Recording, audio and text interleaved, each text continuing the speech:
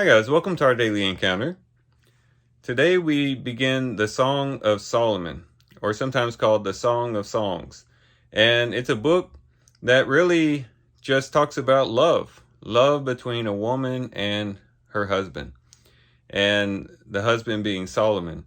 And it's just this wonderful love story about them coming together, or it starts off with the desire for communion and for love, and then the coming together of them, and then a separation that takes place, and then her searching for him, and then them finding each other again and coming together. This great marriage that takes place. There's just so many wonderful themes in this book in connection to love, particularly romantic love, but love nonetheless. And there's a phrase that's found in this book that is repeated, and I think is very important and very significant when we think about love. It's found first in Song of Solomon, chapter 2, verse 16, where it says, "My beloved is mine, and I am his." And then repeated in a similar way in chapter 6. But this short phrase really encapsulates what strong love between two individuals is all about. It really shows us how two people can be bound together in a very solid and sure way when both of them have this perspective on their relationship. First, it starts off, "My beloved is mine." Now, that might sound very possessive. It might sound like, oh, I got my beloved, and now my beloved is mine, and no one else can have them, and I earn this this spouse or this loved one. But that's not what is being portrayed here at all. To say my beloved is mine is to say that not that I possess my beloved, but that my beloved has chosen me and made himself my own. And so the idea here is that I am in love with a person who has committed themselves to me.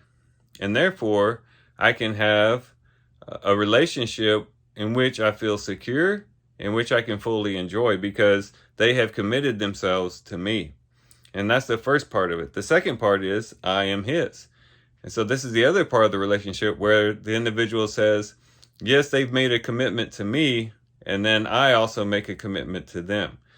Here she's saying he's made a commitment to me, he's mine, but I am giving myself over to him, and I am his. I am no longer for myself, I am now for him, just as he is no longer for himself, but for me. And this shows how love can just really bind two people together in a very strong and solid way. When both of them are in a commitment with one another, when both of them are giving themselves over to the other, that's when love is strong. Had this phrase just said, well, my beloved is mine, and so I can do with him as I want, and I can treat him as I want, it wouldn't be the same. Or if this phrase just would have said, I am my beloved, or I am his, but he hasn't really made a commitment to me, but still I'm going to, give myself over to him, still it'd be a dysfunctional relationship.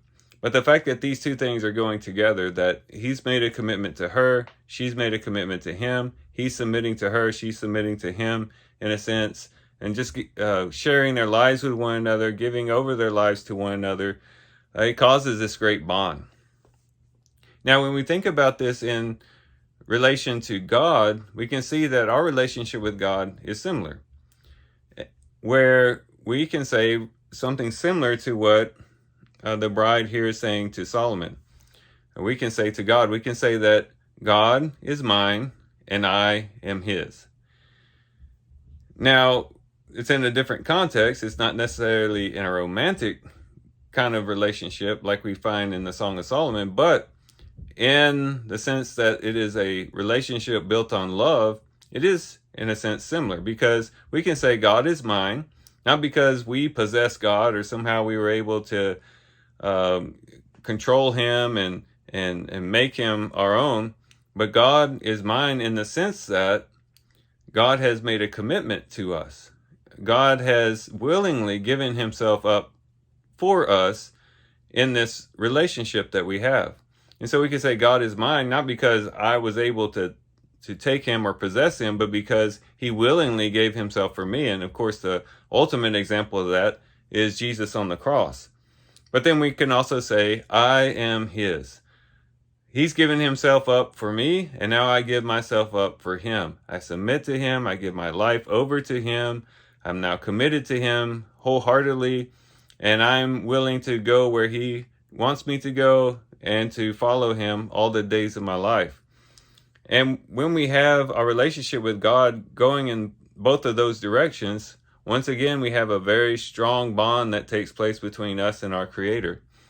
First, we recognize that he has given himself over to us through Jesus Christ and his death on the cross. But at the same time, we return that love by committing our lives to him and submitting to him. And when those two things come together, then we have a strong relationship built on love between us and our Creator. And it can't get much stronger than that. And so I'd encourage all of us to really reflect on this phrase. Maybe we could, of course, apply it to our human relationships that we have, but maybe more importantly, relate it to our heavenly relationship that we have with our Father in heaven, and use it as somewhat of a mantra that we can say to ourselves to remind us of the fact that he's given himself to us, and we're giving ourselves over to him, and we just want to dive feet first into this relationship, and with all the joy and the enjoyment and the satisfaction that comes along with it. So here's some things we can reflect on and think about as we do our reading today. With that, guys, I do thank you for watching the video today. Hope you guys have a great day. Love you guys. God bless.